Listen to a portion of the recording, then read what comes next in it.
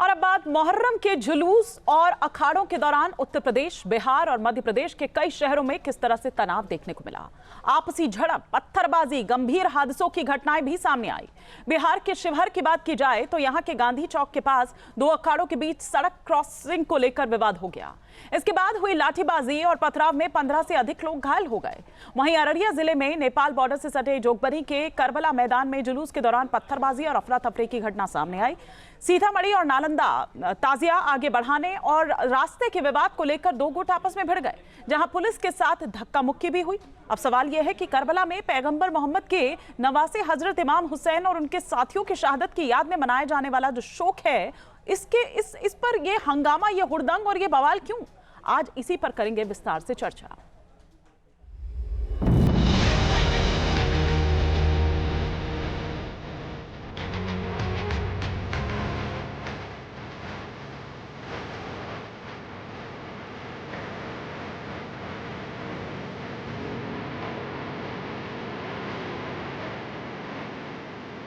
और इसी पर और विस्तार से चर्चा के लिए तमाम खास मेहमान हमारे साथ जुड़ चुके हैं। Doctor HS. रावत, हिंदू धर्म गुरु, इस वक्त हमारे साथ जुड़ चुके हैं। एहसान अब्बासी, अध्यक्ष हैं पसमानदा मुस्लिम, इस वक्त हमारे साथ स्टूडियो में जुड़े हुए हैं। हाजी नाजिम, इस्लामिक स्कॉलर बतौर हमारे साथ जुड़ चुके हैं। और हाजी नाजिम साहब, आप ही से मैं इस चर्चा की शुरुआत कर रही हूँ कि ये उज्जैन से लेकर मतलब मध्य प्रदेश टू बिहार, अगर मैं बात करूँ, जो ये निकलकर सामने आया है, ये कौन सा मॉडल है?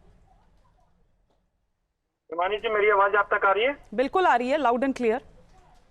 हाँ हिमानी जी, देखिए इस बार जो मुहर्रम के अंदर जो देखने में मिला, तो देखिए उसमें मुहर्रम कभी ऐसे नहीं होते। मुहर्रम जो होते हैं गमगीन होते हैं। और रही बात यह कि यहाँ पर जिस तरीके के कुछ कार का भी सीन आया था, उज्जैन की एक घटना थी जहाँ पर ब्लास्ट वगैरह करते हुए दिखाया गया, और दूसरे जगह जगह की ऐसी अप्रिय घटना जो घटी, तो ये मुहर्रम नहीं हो सकता। हमने अपील करी थी कि मुहर्रम अपने जो गमगीन वाला माहौल है बिल्कुल शांतिपूर्वक बनाया जाए, और जितनी इबादत हो उतनी इबादत करे जाए, जितना तकसीम कर सकते उतना तकसीम करा जाए। लेकिन ये वही एक पैटर्न ले लिया गया जिस तरीके से आप तो ये कौन लोग हैं? ये कौन लोग हैं फिर जो इस्लाम को बदनाम करने के लिए सड़कों पर उतरे हैं? हाँ हिमानी जी, देखिए मैं वही कहना चाहता हूँ। आपने देखा होगा कि किस तरीके से जब यात्राएं निकलती है, धार्मिक यात्राएं, उसमें हथियारों को भी लहराया जाता है, तो उसमें ये देखा गया कि जब ये लोग झूठ बोलते रहते हो हर वक्त। आप जब कोई बात करनी होती है उस बात पे तो जवाब देते नहीं हो। आप धार्मिक यात्राओं पे आगे, आप उस पर जवाब दे दो ना, क्यों ये गाड़ी के अंदर बम डाला गया, क्या कोई तैयारी चल रही है क्या? आप उसमें जवाब दीजिए ना कि क्यों मातम मनाते हैं। अरे 1440 साल पहली बात है, उसमें मातम मनाने की क्या जरूरत है? आप पढ़े लिखे लोग हो, आप क्यों अपनी छाती पीटते हो, क्यों लून करते हो? धार्मिक यात्राएं निकलती हैं तो उसमें क्या होता है? वो सामाजिक सौहार्द, वो एक ये मिसाल पेश की जाती है, लेकिन ये कौन सी मिसाल पेश की जा रही थी? मैं तो ये समझना चाह रही हूँ यहाँ पर, ये था क्या? ये इसके जरिए क्या दिखाने की कोशिश थी? एक आतंकवादी घटना, या अगर मैं इसको जो देख पा रही हूँ, अभी बहुत वक्त नहीं हुआ है, दिल्ली में जो लाल किले की घटना हमने देखी थी। और अब्बासी साहब, मैं आपसे समझना चाहूंगी, ये किस तरह का मॉड्यूल है, ये किस तरह का वर्जन है जो निकलकर सामने आया? ये कौन सी दीवानगी है? ऐसे तो नहीं मनाया जाता मुहर्रम। ये कोई स्टंट्स किए जाते हैं, ये हुड़दंग मचाया जाता है। इन लोगों को पता भी है मुहर्रम का मतलब। बिस्मिल्लाहिर्रहमानिर्रहीम, जय हिंद, वंदे मातरम, भारत माता की जय। हिमानी जी, बिल्कुल ठीक कहा आपने। हिंदुस्तान के ज़्यादातर बहुतायत लोगों को ये नहीं पता कि हमारे इमाम हुसैन साहब की कब शहादत हुई और पैगाम करबला क्या है, ये नहीं पता। इनको ये नहीं पता कि जुलूस कहाँ ले जा रहे हैं, इसका मकसद क्या है, क्या करना है। और मैं बता दूं, अरब देशों में तो जुलूस पर पाबंदी है, चाहे अरब हो, चाहे यूएई हो, चाहे बहरीन हो, वहाँ पर जुलूस की पाबंदी नहीं है, आप मजलिस कर सकते हो। और करबला में क्या हुआ था लोगों को ये भी नहीं पता। केवल जुलूस निकालना और केवल डंडे पिटाई झगड़ा करना और ताजिया निकालना, ये मकसद था ही नहीं करबला का। आप इस तस्वीर को देखिए ना, ये तस्वीर बहुत खतरनाक है जो उज्जैन से सामने निकल कर आई। 40 फीट की ऊंचाई पर ये गाड़ी को इस तरह से ब्लास्ट कर उड़ा देना, और उसमें क्या लिखा हुआ है उस वैन पर मैसेज कि ले फिर आ गए, इसका क्या मतलब हुआ? मैं वो कह रहा हूँ कि अभी ज़्यादातर लोगों को ये नहीं पता कि इस हिंदुस्तान में ये परंपरा कब आई, ये भी नहीं पता। केवल ये पता है कि एक भेड़ चाल है कि हमें जुलूस के माध्यम से अपनी तानाशाही करनी है। मैं तो कहता हूँ हिंदुस्तान की सरकारें ऐसे जुलूसों को बंद कर दे। इस्लाम का हिस्सा नहीं हो सकता। जो इस्लाम अमन देता हो, और करबला के मैदान में आप सल्लल्लाहु अलैहि वसल्लम के नवासे शहीद हुए, उनका पैगाम तो इस्लाम का था, उनका पैगाम तो सच्चाई का था, उनका पैगाम तो मोहब्बत का था, सच का था। और करबला जो ईरान में है, वो इस्लाम की यूनिवर्सिटी है, वहाँ से इस्लाम का जन्म होता है, वहाँ से इस्लाम की रक्षा होती है, वहाँ से इस्लाम को एक अच्छा दीन, ठीक है, सच्चाई का दीन का पैगाम दिया जाता है। और हिंदुस्तान में जो लोग हैं जो ये आज दिखा रहे हैं, देखा भी है मैंने, ये कौन सी विचारधारा के हैं, हमारे समझ से परे हैं। इस्लाम में ऐसे हुड़दंग, ऐसा उत्पात लेकिन मचाना ये जो जायज मानसिकता नहीं है। नजर आ रही है, उसके बाद दो शख्स जो हैं, दो युवक जो हैं, झंडे लहराते हुए भी नजर आ रहे हैं। ये तो कट्टर मानसिकता है जो वहां पर नजर आ रही थी सड़कों पर, जिस तरह का हुड़दंग चल रहा था। और सिर्फ उज्जैन से नहीं, बल्कि बिहार से लेकर आप मध्य प्रदेश के और तमाम बाकी शहरों पर भी आप देखिए, ये तो सिमी जैसी मानसिकता, ये तो इंडियन मुजाहिदीन जैसी जो मानसिकता है, डॉक्टर एच.एस. रावत, कुछ ऐसी नजर आ रही थी। और धार्मिक आयोजनों में कब से परमिशन इस तरह से मिल गई कि खुलेआम आप इस तरह से पटाखे वहां पर, वो आप देखिए ना किस तरह से वो 40 फीट की ऊंचाई पर वो गाड़ी को वहां पर लगा दिया जाता है इस मैसेज के साथ कि ले फिर आ गए, फिर उसको ब्लास्ट कर दिया जाता है, उड़ा दिया जाता है। ये क्या मैसेज देने की कोशिश की जा रही थी? देखिए हिमानी जी, ये है हुड़दंग और टेररिज्म। टेररिज्म का एक तरीका है टेरर फैलाना, लोगों को डराना। जब भीड़ में आप निकलते हो और जाकर के जब इस प्रकार की हरकत करते हो, झंडे लहराते हो, तो आदमी के अंदर भय का वातावरण पैदा होता है। और वही तो ये चाहते हैं, यानी पूरा इस्लाम चाहता ही ये है कि भय फैल बन जाए लोगों के अंदर और डरना शुरू कर दें, यही इनकी सोच रहती है। नहीं तो आप एक चीज बताइए कि जो व्यक्ति शहीद हो गया तो उसके शहीदी दिवस के ऊपर प्रार्थना सभा होनी चाहिए, नमाज अदा होनी चाहिए, कोई अच्छे अच्छे इस्लाम की आयातों का प्रवचन होना चाहिए। ये तो उर्दन करते हैं, ये अपने शरीर को मारते हैं, शरीर से खून निकाल देते हैं। और पढ़े लिखे लोग करते हैं, अनपढ़ नहीं, पढ़े लिखे लोग करते हैं। और जाकर के किसी की दुकान को तोड़ते हैं, किसी दुकान पे फूंकते हैं, किसी दुकान पे पेशाब करते हैं, कहीं पत्थर मारते हैं। ये तरीका है आपका किसी को याद करने का? तो इसलिए ये गलत है, ये परंपरा बंद होनी चाहिए। अब्बासी साहब ने कहा ना, ये बंद होनी चाहिए, बिल्कुल बंद होनी चाहिए। मैं इस फेवर में हूं। इसकी जगह आप कोई शांति का मार्च निकालिए, मार्च निकालते कहीं शांति का प्रवचन करिए। अब ऐसे तो अयातुल्लाह खोमैनी साहब हैं, अयातुल्लाह खोमैनी साहब तो उनसे भी ज्यादा बड़े थे। अगर हुसैन साहब की बात करूं तो मैं, तो फिर उनके ऊपर भी ऐसा ही करना चाहिए इनको। जाकर के एक और आप मातम मनाना शुरू कर दो, पीटो अपनी छातियां, खून निकालो, अपने बाल नोच के डाल दो, यानी पूरे बाल नोचने का एक प्रदर्शन करना शुरू करो। तो ये क्या है कि दूसरे धर्म के लोगों को परेशान करना, उनको कहीं ना कहीं टेरर फैलाना और ये दिखाना कि देखो लो हम फिर आ गए और हम फिर यही हरकत करेंगे और इसी प्रकार से आपको डराने की कोशिश करेंगे। नहीं, और लेकिन यही हम रावत विस्फोट जी, करने की ये कोशिश तस्वीर आपको दिल्ली का लाल किला जो आतंकी हमला हुआ था वो याद नहीं दिलाती है? ये बिल्कुल कुछ वैसा मैसेज देने की कोशिश नहीं है? इसके जरिए क्या है कि मतलब इस तरह का कोई हमला करने वाले, इस तरह से कुछ मतलब यहाँ पर लोगों को प्रवोक कर रहे हैं? बिल्कुल प्रवोक कर रहे हैं, और प्रवोक तो करते ही हैं। आज से थोड़ी, पिछले इतने सालों से लगातार यही तो काम कर रहे हैं। जहां बम विस्फोट करना है, कभी याकूब मेमन है, कभी बुरहान वानी है। ये तो शुक्र है कि सरकार का जो शिकंजा कसा हुआ है, नहीं तो इनका तो नंगा नाच चल रहा था। आप देखें, जहां मर्जी गाय को काट देते थे, जहां मर्जी आदमी को काट देते थे, जहां मर्जी बम विस्फोट कर देते थे। ये हाल था इनका। अभी जाकर के थोड़ा कंट्रोल किया, और मैं धन्यवाद देता हूं अब्बासी साहब को कि उन्होंने कम से कम सच्चाई तो ला करके खड़ी की है कि ऐसे हुड़दंगियों को बैन करना चाहिए। हाजी नाज़िम साहब, वो ये कह रहे हैं कि ऐसे हुड़दंगियों को बैन तो करना ही चाहिए, बॉयकॉट तो आप करते नहीं है, बस थोड़ी सी मजम्मत करते हुए आप यहां पर नजर आ जाते हैं, लेकिन वो ये कह रहे हैं कि इस तरह के जुलूसों को भी बंद कर दिया जाना चाहिए। हाँ हिमानी जी, देखिए जब ये उज्जैन की घटना हुई थी, मैंने अलग अलग नेशनल टेलीविजनों पर इस घटना के कड़े शब्दों में मजम्मत करी थी। मैंने कहा ये हमारा मुहर्रम का हिस्सा नहीं है। हाजी नाजिम खान खुल के इस बात को आया, लेकिन अगर ये कह देना कि यहाँ पर मुहर्रम बैन कर देना चाहिए, तो मुझे लगता है कि वो एक, कहते हैं ना कि शेख चिल्ली की तरह एक ख्वाब देखने वाली बातें करते हैं। अब मुहर्रम के जो जुलूस है वो तो कभी बैन नहीं हो सकते। हाँ, लेकिन ये जो निकाल के दिखा दो, चाइना में निकाल के दिखाओ, चीन में निकाल के दिखाओ, पता चलेगा। सऊदी अरब में निकाल के दिखाओ, पता चलेगा। रावत जी, बहर में जाएगा ना, रावत जी, डेमोक्रेटिक कंट्री है। रावत जी, जहां से इस्लाम का जन्म हुआ है, जहां से इस्लाम का उदय हुआ है, जहां से इस्लाम की नींव जमी है, वहां पर मातम बनाकर दिखाओ ना नाज़िम साहब, मैं आपके साथ चलता हूँ। बहरीन में चल के दिखाओ ना, मैं साथ चलता हूँ। आपको 70 कोड़े मारे जाएंगे और जेल में बंद कर दिया जाएगा। ये परंपरा इस्लाम की नहीं है। ये हमारा यकीन, यकीदा, मोहब्बत करने का तरीका हो सकता है, लेकिन हुड़दंग नहीं। आप मजलिसें करो, आप तकरीरें करो, अब नमाज के लिए बोलो, अब सच्चाई के लिए। आपके नवाज ने शहादत दे दी इस्लाम के लिए, इस्लाम को बचाने के लिए, अपने नाना के इस्लाम को बचाने के लिए शहादत दी। इससे छाती पीटने के लिए नहीं, रोड पे हड़कंप मचाने के लिए नहीं, लाठी डंडे चलाने के लिए नहीं। इसने कहा था कि सच के रास्ते पर चलो, मैं कुर्बान हो जाऊंगा। आपके मेरे लाडले नवासे ने शहादत दी है इस्लाम के लिए, और हम क्या कर रहे हैं? हम क्या कर रहे हैं? सुनो मुसलमानों, देश के मुसलमानों, इस देश का स्वार्थ करने की, स्वार्थ को बिगाड़ने की जो साजिश कर रहे हो वो भूल जाओ। ये देश हम सबका है, इस्लाम हमने कबूला है। नमाजें पढ़ें, मजलिसें करें, अच्छा काम करें, गरीबों को पानी पिलाएं, गरीबों को खाना खिलाएं, गरीबों की मदद करें। इस्लाम सिखाता है, उत्पाद नहीं सिखाता। एक बार सुन लेते हैं हाजी नाजिम क्या कह रहे हैं, फिर डॉक्टर रावत का रुख करूंगी। जी हाजी नाजिम।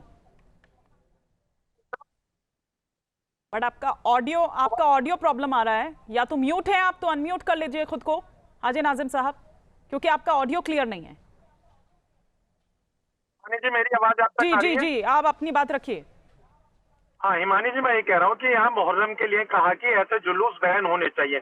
कल को ये कहने लगे कि हिंदू भाइयों की धार्मिक यात्राएं निकलती है, उनको भी बैन कर देना चाहिए। उसमें भी कुछ इसी तरीके के धार्मिक यात्रा में बम थोड़ी फोड़ते हैं, धार्मिक यात्रा में झंडे थोड़ी लहराते हैं। धार्मिक यात्रा के अंदर कार पे उठा करके क्रेन के ऊपर उसमें बम फोड़ते हैं क्या? धार्मिक यात्रा में छाती पीटते हैं क्या? है ना, चैन से उठा करके अपने छाती को पीटते हैं, है ना, खून निकालते हैं शरीर पर। धार्मिक यात्रा में वहां हनुमान चालीसा चलता रहता है, रामायण की चौपाइयां चलती हैं, भजन गाते हुए चलते हैं, ढोल नगाड़े के साथ जाते हैं, हरे रामा हरे कृष्णा बोलते हुए जाते हैं, ऐसे उड़न करते हुए जाते हैं। सुन लीजिए क्या, अच्छा ये खुलेआम जो हथियार लहराए जाते हैं, कौन से उसमें लहराए जाते हैं, कौन परमिशन देता है? कौन से लहराते हैं? बहुत सारी ऐसी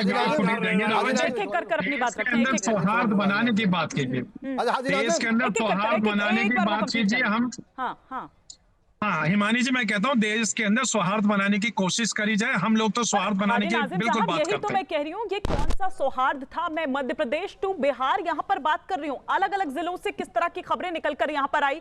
कभी ताजिए के जो ऊंचाई है उसको लेकर हुड़दंग मचाना शुरू कर देते हैं, कभी रूट, अगर भाई आपको कहा जा रहा है कि इस रूट से अगर बाकी लोग उसके लिए वहां पर सफर कर रहे हैं, तो जाहिर सी बात है आपको एक तय रूट दिया जा रहा है, आप उस रूट पे भी जाने पर आपको प्रॉब्लम है। आपको ऊंचाई के लिए आपने देखा ना वो किस तरह से हाई टेंशन वायर से टकराता है, और फिर उसके बाद वो कितने लोग घायल हो जाते हैं, कुछ लोगों की मौत हो जाती है। हिमानी जी देखिए, हाँ हिमानी जी देखिए, उत्तर प्रदेश के अंदर जिस तरीके से योगी जी ने कहा कि 12 फीट की हाइट होनी चाहिए कम से कम, तो देखिए वहां पे आपने देखा भी होगा प्रशासन ने ताजियों की हाइट तक नापी है उत्तर प्रदेश के अंदर। तो जहां जहां ये ताजिए निकले तो वहां पे भी इसी तरीके का एक शासन की तरफ से एक गाइडलाइन आ जाती। और मैं तो देखिए आपके चैनल पर बड़े शांतिपूर्वक खुले बात कह देता हूं। तब आप कहते हैं कि टारगेट कर रहे हैं, तब आप कह रहे हैं कि टारगेट करते हैं, तब आप कहते हैं कि बाकियों को त्योहार मनाने के लिए कुछ नहीं कहा जाता, लेकिन हमें त्योहार मनाने से मना किया जाता है, एक्शन यहां पर लिया जाता है, विक्टिम कार्ड खेलते हैं, फिर आप धर्म को आड़े ले आते हैं। आप हिमानी जी देखिए वही बात आती है कि हमारे पास आधार कार्ड है, पैन कार्ड है, सब कार्ड है, लेकिन हमारे पास एक विक्टिम कार्ड नहीं है जो विक्टिम कार्ड यहाँ खेलने की कोशिश करेगी।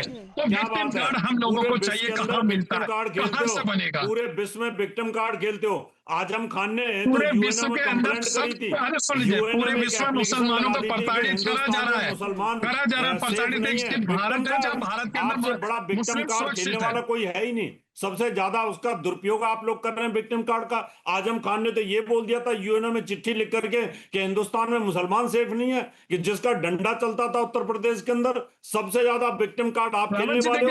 अखलाक की बात हो गई तो आपने पूरे विश्व के अंदर वो मामला उठा करके रख दिया, पूरे विश्व के अंदर उसको हाईलाइट करने की कोशिश की, और अमेरिका को ये कहना पड़ा, अमेरिका को कहना पड़ा कि ये माइनॉरिटी के लोग यहाँ सेफ नहीं है। बॉम्ब फोड़ के 40 फीट की ऊंचाई पर उस गाड़ी को टांग कर ले फिर आ गए कहकर, ये मैसेज देखकर क्या मैसेज दिया जा रहा है? कौन सा भाईचारा इससे बढ़ाया जा रहा है? कौन सा सामाजिक? मैं तो सिर्फ इतना जानना चाह रही हूं, आप इसका जवाब दे दीजिए, फिर मैं अब्बासी साहब का रुख करूं। मानी जी देखिए, सबसे पहले यहाँ उज्जैन के अंदर जो घटना घटी, हमने कड़े शब्दों में मजहब मत करी कि ये इस तरीके का स्टैंड मुहर्रम का हिस्सा नहीं हो सकता। लेकिन जिन्होंने ये करा उनके खिलाफ एफआईआर हुए, उनके खिलाफ प्रशासन ने एक्शन लिया है। और हम ये कहते हैं कि जहां पे भी इस तरीके का अगर माहौल हो तो उसके खिलाफ एक्शन लेना चाहिए, क्योंकि सौहार्द की बातें होनी चाहिए, कहीं पे भी नफरत की बातें नहीं होनी चाहिए। इस स्टैंड की हमने खुलकर मजहब मत करी थी। और हम तो कहते हैं कि जब ये मुहर्रम का माहौल था तो मुहर्रम में जितनी आपको इबादत करनी थी उतनी इबादत करते हैं, जितनी गरीबों की मदद करनी थी उतनी गरीबों की मदद करनी थी, लेकिन ऐसा स्टैंड बिल्कुल नहीं करना था जिससे एक अलग ही नैरेटिव सेट हो जाए। जैसे लाल किले वाले जो एक डॉक्टर वाला केस हुआ था, उस केस में ऐसे जो वीडियो उनको जोड़ा जाए, तो ऐसा नहीं होना चाहिए। हमने खूब गुहार लगाई कि ऐसी वीडियो फुटेज नहीं होनी चाहिए, लेकिन हम लोगों को बड़ा दुख है कल को कि जब ऐसी अब्बासी वीडियो साहब इन लोगों पर एक्शन होता है तो फिर यही हाजी नाजिम साहब आ जाते हैं, फिर विक्टिम कार्ड। अभी तो उन्होंने तमाम तरह के कार्ड गिनवा दिए, यहाँ पर आधार कार्ड से लेकर वोटर आईडी कार्ड से लेकर, वो कह रहे हैं कि बस विक्टिम कार्ड नहीं है, बाकी सारे कार्ड हैं। फिर यही आ जाते हैं जो कहते हैं कि ये देखिए, ये चूंकि मुसलमान है इसलिए इन पर एक्शन लिया जा रहा है। हिमानी जी, इनके दो चेहरे हैं, एक दिखाने के और एक पर्दे के पीछे खाने के। मैं कहता हूँ हाजी नाजिम साहब, डॉक्टर रावत आ रही हूँ, एक मिनट, मैं कहता हूँ हाजी नाजिम साहब, आपके घर में दादाजी का इंतकाल हो जाए, आप ढोल बजाओगे, फातिहा पढ़ोगे? एग्जैक्टली। अब मुझे बता दो ना, ये तो मातम का आपके दादाजी का इंतकाल हो जाए तो आप ढोल बजाओगे बाहर जाकर, या फातिहा पढ़ोगे, या दरूद शरीफ पढ़ोगे, या कलाम पाक? मुझे बोलने दो, मुझे बोलने दो, मुझे बोलने दो, मुझे बोलने दो। अरे आप गलत तर्क पेश कर रहे हैं, इस तरीके का भ्रम मत फैलाइए। अगर मेरे दादाजी का अगर इंतकाल हो चुका, मेरे दादाजी बहुत बड़े स्वतंत्रता सेनानी भी रहे, मेरे दादाजी, उसके बारे में आपको बता दूं, जब उनका इंतकाल हुआ तो बड़े दूर दूर से लोग उनकी वर्सी पर ढोल बजाते हो या फातिहा पढ़ते हो? उनकी वर्सी पर आप ढोल बजाते हो या फिर फातिहा पढ़ते हो या कलाम पाक पढ़ते हो? क्या करते हो बताना मुझे, बता दो ना। ये जो परंपरा है, जो परंपरा चल रही है, जो दिखाई जा रही है, जो बम फोड़े जा रहे हैं, जो कत्लेआम मारे जा रहे हैं, इनके ऊपर राष्ट्रद्रोह का मुकदमा क्यों बनाना चाहिए? ये राष्ट्र के द्रोही है, ये समाज के द्रोही है, ये इस्लाम के द्रोही है, शासन का काम ये तो इस्लाम के दोषी है। ठीक है, गतिविधियां पाई जाती है तो उनके खिलाफ एक्शन अरे होना पाई चाहिए। जाती नहीं, पाई गई है। पाई जाती का क्या मतलब होता है? पाई जाती का मतलब क्या होता है? पाई गई है, देखी गई है, हो रही है, बोलते हैं चैनलों हो पे रही है। बड़ी शर्म वाली बात लगती है कि आप लोग चैनल पे आकर एक मुस्लिम कम्युनिटी को टारगेट करते हैं। एहसान अब्बासी मुसलमान होने के बाद यार जो लोग बम फोड़ रहे हैं, जो लोग उत्पाद मचा रहे हैं, जो मजहब के नाम पर, मुहर्रम के नाम पर कत्लेआम कर रहे हैं, हम बदनाम कर रहे हैं। अरे बदनाम तुमने किया है, तुम जैसे दो चेहरे वाले ने बदनाम किया इस्लाम को। इस्लाम को आपके दो नकाब वाले लोगों ने, हाजी नाजिम साहब, हाजी नाजिम साहब, आपने लोगों ने बदनाम किया इस्लाम को। एहसान भाई, आपने मुस्लिम समाज को बदनाम करने के लिए चलिए मैं आप दोनों को रोक रही हूँ, लेकिन डॉक्टर रावत, अभी आपने ये मांग की, आपने कहा कि ये ताजिए की जो निकालने की ये जो परंपरा है, इसको बंद कर देना चाहिए, इसको खत्म कर देना चाहिए। लेकिन आपको याद होगा कि ये जो परंपरा है वो इसी भारत से ही शुरू हुई थी, क्या आप जानते हैं? देखिए, परंपरा चाहे भारत से शुरू हुई है चाहे वो ईरान से शुरू हुई है, परंपरा गलत है और गलत परंपरा रोक देनी चाहिए। हिंदुस्तान में कुछ परंपराएं हिंदू धर्म में भी गलत थी, उनको रोक दिया गया। सती प्रथा थी, उनके पति की मृत्यु के बाद वो अपनी मृत्यु शरीर को त्याग देती थी, यानी उसको बंद किया गया। अगर अभी हाजी नाजिम साहब के परिवार में भगवान ना करे, अल्लाह ना करे, किसी की मृत्यु हो, तो क्या उनके मृत्यु दिवस पे ये हर साल छाती पीटेंगे, अपने शरीर के ऊपर ये कोड़े मारेंगे, ये चैन से नहीं? लेकिन मैंने पहले भी बोला था डॉक्टर रावत, जो भी इस तरह की झांकी, क्योंकि ताजिया भी देखिए वही है ना, वही है, मैं गलत बोल रही हूँ कि अब्बासी साहब, लेकिन वो भी उसी तरह से, ये दरअसल आमतौर पर इस तरह के जुलूस है, जलसे हैं, या फिर ये जो झांकी निकाली जाती है, एक सामाजिक सौहार्द या एक सामाजिक सौहार्द की एक मिसाल पेश करती हुई तो तस्वीर होती है ना जो निकाली जाती है, यही मतलब होता है ना डॉक्टर रावत? लेकिन उसका दुरुपयोग होने लगा। अच्छा। उसके अंदर कुछ ऐसे बैड एलिमेंट आ गए हैं कि जो जिहादी किस्म के लोग होते हैं और वो ये दिखाना चाहते हैं कि देखिए हम फिर आ गए और हम तुम्हारा कत्लेआम फिर करेंगे, जैसे पहले किया था वैसे ही करेंगे और हम आपको कहीं ना कहीं गजवा हिंद में लेके जाएंगे। गजवा हिंद यही तो लिखा था कि ले फिर आ गए, इसका क्या मतलब हुआ? क्या बोल रहे हैं डॉक्टर रावत, क्या गलत बोल रहे हैं बताइए ना? यही तो बोला ना, टारगेट करने के, यही तो बोला ना, बिल्कुल ठीक बोल रहे हैं वो। मैं ये कह रहा हूँ, ये मुस्लिम समाज को बदनाम करने के लिए एक नैरेटिव सेट करा जा रहा है। बदनाम तो है, बदनाम तो खुद हो रहे हो आप, आपने पूछा कि भारत से शुरुआत हुई है, लड़कियों का किसने की है बताइए हाजी नाजिम साहब, किसने की? हाजी नाजिम साहब, चलिए ठीक है, आपको तो पता होगा किसने की है, डॉक्टर रावत को ना पता हो, आपको तो पता होगा किसने की ये शुरुआत? हाँ देखिए, मैं तैमूर का नाम तो ले रहा हूँ, मैं राजा तैमूर का बादशाह जो तैमूर थे उस वक्त में, मैंने आपको जिक्र करके बता दिया तैमूर वंश के बारे में। और रही बात ये कि यहाँ पर जिस तरीके का माहौल क्रिएट करा जा रहा है मुसलमानों की छवि खराब करने के लिए, ये बिल्कुल गलत है। लेकिन ये घटना हम उज्जैन नहीं की कर रहे, जो लंदन कर रहा है। लंदन के पार्लियामेंट में वहां के सांसद ने बोला है कि हिंदुस्तान, वहां लंदन के पार्लियामेंट में वहां के सांसद ने ये बोला है कि 2.5 लाख लड़कियों का रेप मुसलमानों ने किया है। तो मुसलमान बदनाम कहां से हो रहा है? लंदन से हो रहा है। कहां से हो रहा है? फ्रांस से हो रहा है। चार्ली एब्डो मैगजीन के ऊपर एक कार्टून बनाने पर आप बम डाल देते हो वहां पर, तो टेररिज्म आपने फैला रखा है। टेररिज्म हिंदुओं ने नहीं फैला रखा, इसलिए बदनाम तो आप खुद हो रहे हो। बदनाम खुद हो रहे हो। आप आके इजराइल के ऊपर हमला करते हो, 1500 निर्दोष लोगों को मार देते हो। आप हिंदुस्तान के अंदर हमला करते हो, निर्दोष लोगों को मार देते हो। आप नहीं तो एक बात बताइए हाजी साहब, एक सेकंड, हाजी साहब जो मौलाना तकरीरें देते हैं मस्जिद से कि जुल्म जब जब जुल्म होगा तब तब जिहाद होगा, जिहाद करने की तकरीरें देते हैं, तो वो क्यों नहीं वहां से आपसी भाईचारे का पाठ पढ़ाते हैं जिसकी बात आप ये कर रहे हैं? तो फिर कौन लोग हैं ये जो ये यहाँ पर ब्लास्ट कर उड़ा रहे हैं? कौन लोग हैं जो पत्थरबाजी करते हुए यहाँ पर नजर आए? बिहार के अलग अलग जिलों की अगर मैं बात कर लूं तो हाँ हिमानी जी, देखिए यहाँ पत्थरबाजी जहां पर हुई बिहार के अलग अलग इलाकों में बड़ी ही निंदनीय घटनाएं, ऐसे बस हो गया, निंदा कर दी उन्होंने, उनका काम पूरा हो गया। चाकूबाजी, हिमानी जी, आतिशबाजी यहाँ पर, और आतिशबाजी भी वो आतिशबाजी क्या है, मैं इसको आतिशबाजी नहीं कहूंगी, वो एक जो डर है, जो एक खौफ है, वो दिखाने की कोशिश यहाँ पर। अच्छा हिमानी जी, पहले वो देखो जरा, हजरत इमाम हुसैन की शहादत 680 ईस्वी में हुई थी और तैमूर ने 14वीं शताब्दी में हिंदुस्तान के मुगल, जब हिंदुस्तान में आक्रमण आए थे तो मुगल बादशाह था, 1487 में मुहर्रम की ताजिए की शुरुआत की थी।